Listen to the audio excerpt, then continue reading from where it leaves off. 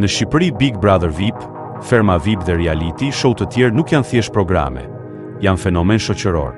Një shtëpi me kamera kthehet në temë kombëtare, në debat të përditshëm, në emocion, në tifo, në konflikt. Shumë njerëz e ndjekin sikur të ishte ndeshje, të tjerë e urrejnë, por prap flasin për të. Pse ndodh kjo? Pse na tërheq kaq shumë jeta e të tjerëve? Pse na mban peng një ekran? Në këtë video do ta shohim mekanizmin, trurin, rrjetet sociale, komunitetin dhe boshllëqet që reality show i mbush. Si u bë reality show një zakon kombëtar? Reality show u kthye në zakon sepse krijoi një gjë që shoqëria e do shumë, një bisedë të përbashkët. Në një vend ku njerëzit lidhen fort me lajmin dhe opinionin, një format i përditshëm bëhet shpejt qendra e vëmendjes. Nëse nuk e ndjek, humbet kontekstin, humbet batutat, humbet debatet, humbet ndjesinë se je pjesë e grupit. Kështu shikimi nuk mbetet vetëm dëshirë, bëhet detyrim social. Pastaj vjen rutina.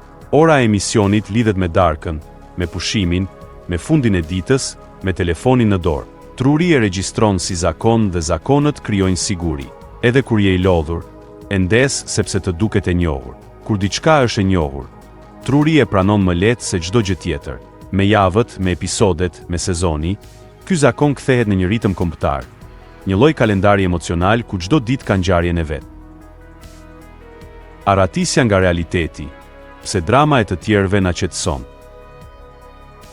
Për shumë njerëz realiteti ka ngarkesë, stres, pasiguri, mërzi, pritje pafund. Ku një ditë është e rëndë, truri kërkon shkëputje të shpejtë. Reality show e jep këtë shkëputje pa mundim, sepse emocionet janë gati, konfliktet janë gati, dhe ti futesh brenda një bote ku problemet janë të dikujt tjetër.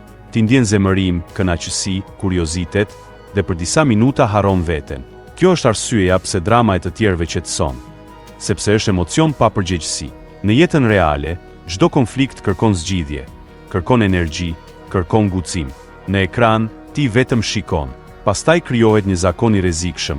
Sa herë ndihesh bosh, kthehesh te një njëjta derë. Kjo nuk e rregullon jetën, vetëm e shtyn. Dhe sa më shumë e shtyn, aq më shumë ke nevojë të ikësh prapë. Kështu reality show bëhet streh, jo vetëm argëtim. Dhe strehet emocionale shpesh ndërrohen në varësi. Dopamina dhe truri, pse nuk e fikim dot. Truri nuk është moral, truri është kimik. Ai kërkon shpërblime dhe dopamina është sinjali kryesor i shpërblimit. Reality show është ndërtuar si makinë dopamin. Çdo nominim, çdo debat, çdo fjalë e fortë, çdo pajtim, çdo surprizë, sill një rritje të vogël të shpërblimit. Edhe pritja është shpërblim, sepse truri fillon të parashikojë çfarë do ndodh sonte, kush do shpërthej, kush do dali. Kjo e mban mendjen të lidhur. Pastaj rrjetet sociale e bëjnë më të fortë, sepse të japin mikro shpërblime gjatë ditës, një klip i shkurtër, një reagim, një koment që të ndez, një meme që të bën të qeshësh. Dhe ti kthehesh prapë. Në një moment nuk po e ndjek më nga qefi, po e ndjek sepse truri kërkon dozën e radhës. Kur nuk e merr, të duket sikur mungon diçka. Kjo është shenja klasike e varësisë, jo domosdoshmërisht varësi e madhe, por varësi e butë, e përditshme, që të merr kohën pa të pyetur. Lidhja parasociale, kur banori bëhet i afërt. Kur sheh një person çdo natë, truri fillon ta trajtojë si të njohur. Ti di shprehjet, reagimet, historinë, dobësitë dhe pa e kuptuar krijon afërsi emocionale. Kjo quhet lidhje parasociale. Një lidhje një anëshe ku ti investon ndjenje, por personi nuk të njeh. Reality show e rrit këtë efekt sepse duket si jetë reale. Kamera, intimiteti, rrëfimet personale, lotët, nervat, të gjitha krijojnë ndjesinë e afërsisë. Pastaj vjen identifikimi. Shumë njerëz shohin tek një banor veten e tyre, padrejtësitë e tyre, ëndra që se i than kur me zë. Prandaj mbështetja bëhet e fortë. Kur banori kritikohet, ti e merr personale. Kur ai ngrihet, ti ndihesh i ngritur. Këtu shfaqet edhe tifoja, sepse lidhja nuk është vetëm me historinë, por me dinjitetin tënd. Dhe sa më shumë investon, aq më vështirë bëhet të shkëputesh. Nëse e fik, të duket sikur po humbet dik. Kjo është arsyeja pse një show arrin të futet në shtëpi si të ishte familjar. Komuniteti, tifozllëku dhe lufta në komente. Reality show sot është dy fish, ekrani dhe rrjetet sociale. Pasi mbaron emisioni, Fillon betejë online. Komentet, debatet, sondazhet, videot e reagimit, live-et të ndryshme e mbajnë historinë gjallë pa pushim. Kjo krijon komunitet dhe komuniteti i jep përkatësi. Për shumë njerëz, përkatësia është më e rëndësishme se vetë emisioni. Kur je pjesë e një grupi, ndihesh më pak vetëm, por grupet shpesh krijojnë edhe armiq. Në vend të diskutimit të qetë, lind ndarja, ne dhe ata. Pastaj fillon polarizimi. Ti nuk e shikon më për të kuptuar, e shikon për të mbrojtur palën tënde. Dhe kur emocionet e turmës rriten, rritet edhe agresiviteti, sepse online njerëzit ndihen më të lirë të godasin. Kjo është një arsye pse fenomeni në Shqipëri duket më ekstrem, sepse rrjetet sociale e zmadhojnë çdo gjë dhe e kthejnë në luftë identitetesh. Kështu reality show nuk është më një histori, është një fushë betejë e përditshme. Pse u marrosën shqiptarët pas Louise Ellit? Fenomeni Louise Elli u bë kaq i madh në Big Brother sepse preku një nerv të shoqërisë. Shumë njerëz e panë si njeriun e thjesht, jo të rregulluar, emocional, të sinqert në gabime dhe në gëzim. Ai duke i vërtet, jo i ndërtuar. Dhe kjo është gjë e rrallë në ekran. Pastaj ai u lexua si simboli i atij që bie, por nuk dorëzohet. Në një shoqëri ku shumë njerëz ndihen të lodhur, të padrejtësuar, të anashkaluar, një figurë që sfidon, që qesh, që mban veten, bëhet shpresë. Publiku nuk mbështeti vetëm një person, mbështeti idenë se edhe një njeri si ne mund të fitojë. Kjo e ktheu çdo sulm ndaj tij në sulm personal për tifozët, dhe çdo fitore të tij në fitore të tyre. Këtu hyn edhe boshllëku i modeleve reale. Kur shoqëria ka pak figura frymëzuese në jetën e përditshme, ajo i ngre ato në ekran. Luizi mbushi një hapësirë emocionale që ishte gati, prandaj shpërtheu kaq fort. Produksioni dhe loja, si ndërtohet heroi dhe armiku. Edhe kur duket sikur gjithçka ndodh vetë, reality show është histori e ndërtuar. Çdo histori ka rol, ka protagonist, ka kundërshtar, ka viktim, ka provokator. Produksioni nuk ka nevojë të shpik njerëz të rrem. Mjafton të zgjedh këtë nxjerr në pah dhe kurr. Montazhi është gjuhë, dhe gjuha drejton emocionin. Ti nuk sheh 24 orë. Ti sheh një përmbledhje që të shtyn drejt një ndjenje të caktuar. Kjo është arsyeja pse publiku shpesh bien dakord në të njëjtin përfundim, sepse e shohin të njëjtin rrëfim. Pastaj vijnë detajet e lojës, provat, nominimet, surprizat. Të gjitha janë elemente që rrisin tensionin dhe japin ritëm historisë. Problemi lind ku publiku e harron se po sheh rrëfim dhe e merr si të vërtetë absolute. Atëherë hero dhe armik nuk janë më role, bëhen etiketa reale. Dhe kur etiketa bëhet reale, lind urrejtja, lind adhurimi i verbër, dhe rruga drejt varësisë bëhet më shpejt. Rrjetet sociale dhe algoritmi, pse fenomeni bëhet i pashmangshëm. Sot nuk ka më vetëm prime time, ka gjithë ditën. Algoritmi i rrjeteve sociale e ndjek vëmendjen tënde dhe ta sjell përmbajtjen aty ku je, në autobus, në punë, në shtrat. Ti sheh një klip dhe menjëherë vjen tjetri, pastaj një reagim, pastaj një përmbledhje, pastaj një debat. Kjo e bën reality show një ekosistem që së të lë të qetë. Truri fillon ta kërkojë automatikisht sepse është e lehtë dhe e shpejtë.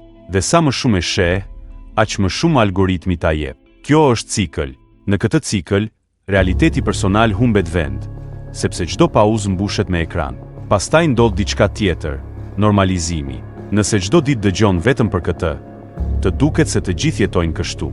Dhe kur të duket se të gjithë jetojnë kështu, e ndjek edhe ti, sepse askush nuk do të mbetet jashtë. Kështu fenomeni bëhet i pashmangshëm jo se është i domosdoshëm, por sepse mjedisi e shtyn pa pushim. Çfarë humbasim kur jetojmë në dramën e ekranit? Ku një përmbajtje zë shumë hapësirë, diçka tjetër bie. Shumë njerëz humbin gjumë, humbin fokus, humbin energji, sepse mendja rri e ndezur nga konflikti. Pastaj humbin edhe bisedat reale, sepse çdo temë kthehet tek banorët, tek skenat, tek fjalitë e famshme. Me kalimin e kohës, jeta e thjesht fillon të duket e mërzitshme krahasuar me dramën e ekranit. Dhe kur jeta duket e mërzitshme, truri do më shumë ekran. Ky është rrethi që e forcon varësinë. Ndikimi është më i madh tek të rinjt, sepse u jep një model të gabuar suksesi.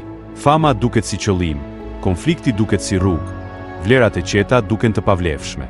Kjo nuk do të thotë se kush e ndjek është i keq, do të thotë se kur e ndjek pa mas, fillon të ndryshoj standardin e asaj që konsideron normale. Dhe kur ndryshon standardi, ndryshon edhe shoqëria. A është faji i publikut, apo pasqyrë e shoqërisë? Është e lehtë të thuash publiku është i varur, por publiku nuk lind kështu. Ai formohet nga rrethana.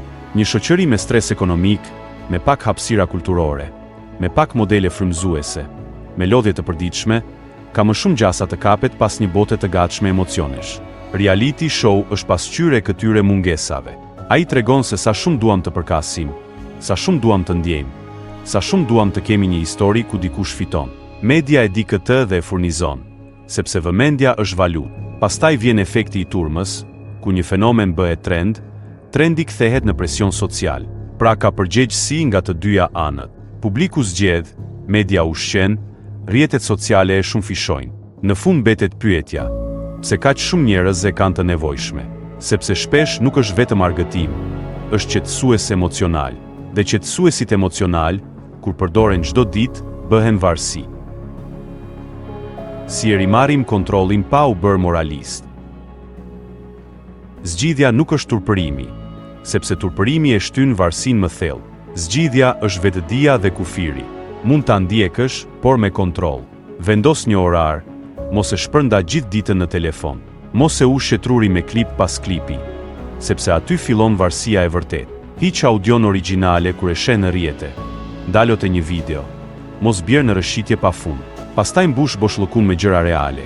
Një ecje, një palestër, një bisedë, një projekt, sepse truri kërkon përkatësi dhe histori.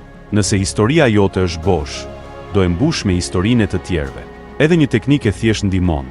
Pyet veten, apo e shoh për qejf, apo po e shoh për të mos menduar. Kur e dallon këtë, je më i fortë se mekanizmi. Reality show mund të jetë argëtim, por nuk duhet të jetë stre. Kur e ruan këtë distancë, ti e përdor ekranin, jo ai ty. Big Brother dhe reality show të ngjashme nuk janë vetëm programe. Janë një pasqyrë që na tregon nevojat tona, lodhjen tonë dhe etjen për emocion të shpejtë. Kur e shohim me mas, është argëtim. Kur e shohim pa kontroll, bëhet varësi e butë që na merr kohën dhe fokusin. Zgjidhja nuk është të gjykojmë njëri tjetrin. Zgjidhja është të kuptojmë mekanizmin dhe të rimarim pak kontroll. Herën tjetër kur ta kapësh veten të zhytur në dramën e ekranit, pyet veten me qetësi, çfarë po më mungon jashtë ekranit? Aty është përgjigjja e vërtetë.